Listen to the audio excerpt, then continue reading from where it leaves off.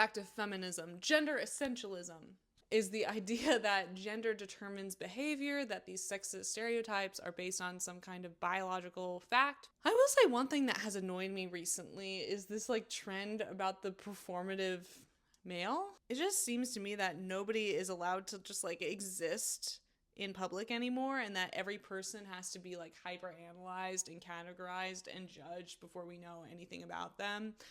Like, what we're gonna shame reading in public now. We're gonna shame a man who has like a feminine touch to his style, a man who has like a modicum of social awareness. Like, these are the kinds of things that we should be welcoming in society, right? I don't know. A man does not have to be like gay to have style. A man can like to read. We need more literary men. It just feels like the most like boring insight. Like, yes, the world is a stage. We're all performing. But that is a reflection. That performance is a reflection of how we see ourselves on the inside. And all this does, this kind of demeaning performative male trend, it tells these kinds of guys that they're like not real people and that they shouldn't be taken seriously and that everything they do is simply for the purpose of getting puss. And that's pretty reductionist because this is their entire identity and style that they've taken on in their lives.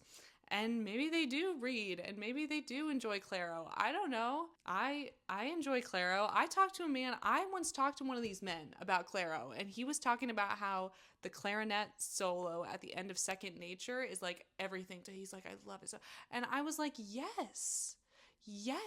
And I had no problems with that. But I do think that the men in Brooklyn listening to Claro, that was funny. That was a funny reaction. In Brooklyn, the bisexual men of Brooklyn think that you make music for them. Is there anything you'd like to say to them? Exactly. But I'm not going to sit here and tell this guy that I'm talking to, like, oh, that's so performative male of you to listen to Claro. He genuinely liked Claro, okay?